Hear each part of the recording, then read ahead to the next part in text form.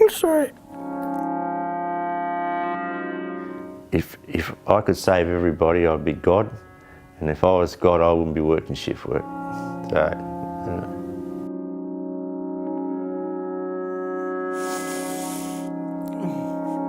It's just not about me, that's all.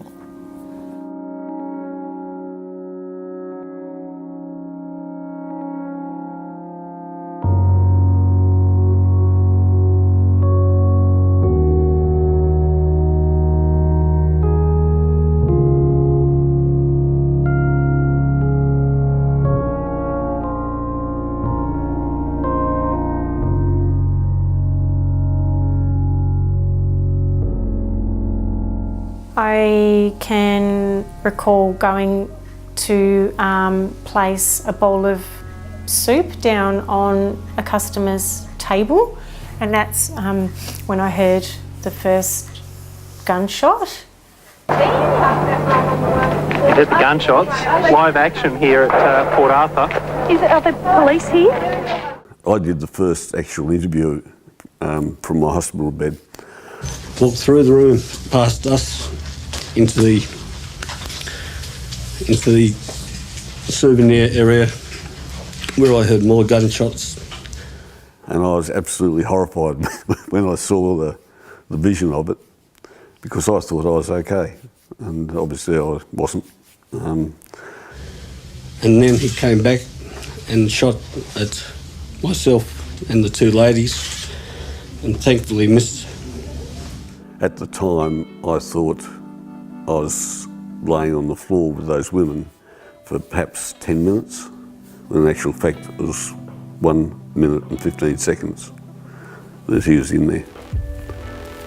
My initial reaction, I thought they may have been muskets going off. I thought it was a reenactment.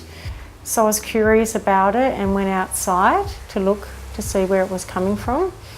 And then I saw people ducking behind walls, and then I realised then that this is no reenactment. It's something's going on. You know, there's somebody shooting people.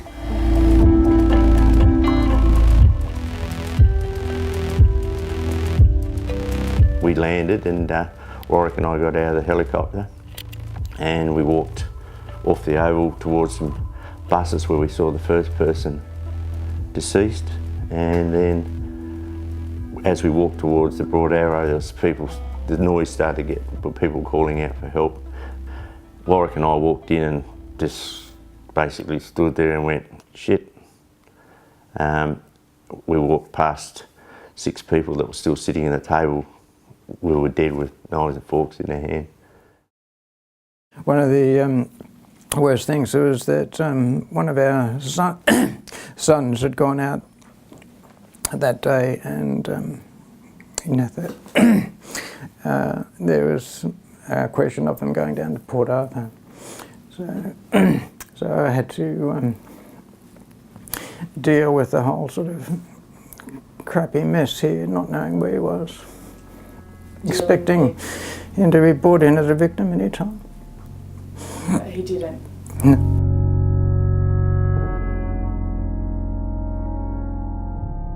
I'll never forget, we stopped at just before the entrance to Port Arthur, where Inspector Jack Johnson was waiting. And this was probably the first really graphic and confronting situation. It's where Nanette Mikak and the children were killed, and there were blankets on the road, and there were bullet casings, and certainly a significant amount of crime scene evidence, I guess is the best way. The whole situation changed, and I think a lot of the journalists then were quite taken back and realised that, you know, just the human drama and just how horrible it was.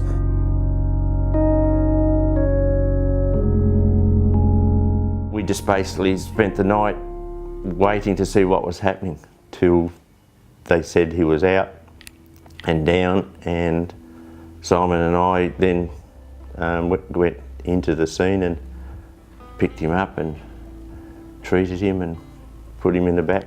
We were armed guards everywhere, and headed back to Hobart with him.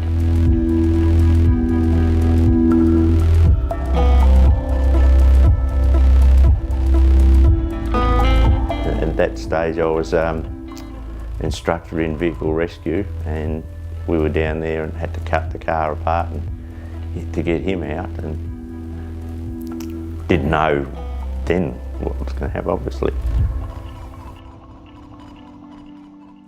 Walter Mickak appeared on the top steps with his brother-in-law and his brother, or his best friend, I believe. And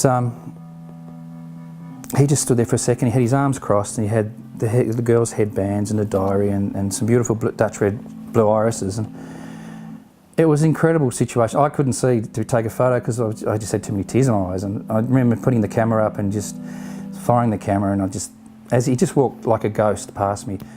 I found it really difficult to sleep after that. I couldn't sleep that night. I had quite a few nights where I wasn't sleeping very well. I slept with the light on for a while and was having nightmares of the government chasing me. Well, this is the whole thing about the Port Arthur. There was no logic to it that a normal person would see. Something like that happening in little old Tassie on a beautiful, quiet autumn's afternoon was just so far removed from reality that it was hard to cope. It was hard to deal with. And you know, you were told we were going to have the counselling bit. We knew that was coming, and told all the things, you know, don't drink, and silly thing to say because that's what we did straight away. For almost 12 months, it was.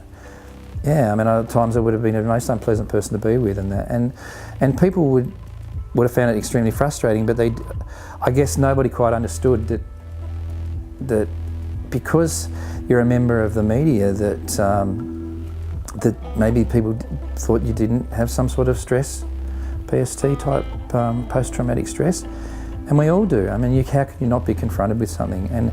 And because you are, in a way, not sort of looking through a lens and capturing people's emotions forever, it's very hard to park that. People cope with trauma in different ways, and it depends a lot on their personality. And you find that a lot of surgeons have a sort of a workaholic type personality. They come up against something like this, and then they just work harder. And it's sort of a bit like trying to keep all those ping pong balls under the water, and every now and again they'll bob up, usually in the middle of the night, and so. My marriage broke down about 12 months after Port Arthur. It was a very bitter breakdown. So I was just recovering from post-traumatic stress with Port Arthur, and had this very bitter breakdown, so lapsed back into stress. So I was suffering from post-traumatic stress for perhaps 3 years. You know, whenever I hear of a mass shooting on the news, or it still happens, especially in America, I get quite upset, and it always brings that day always comes back to me, no matter what. It's like a trigger. It triggers it all back, comes back. Every surgeon has a little, how can I put it, a little graveyard that they visit every now and again at night.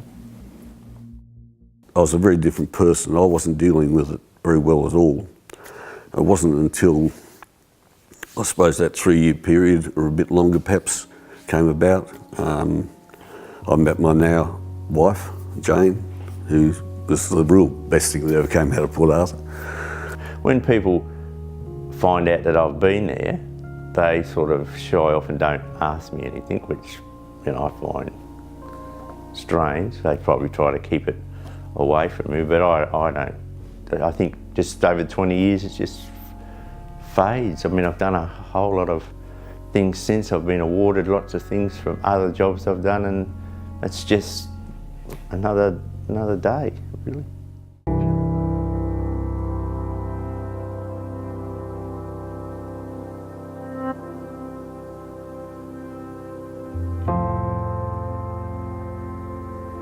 There's no logic associated with what Brian did.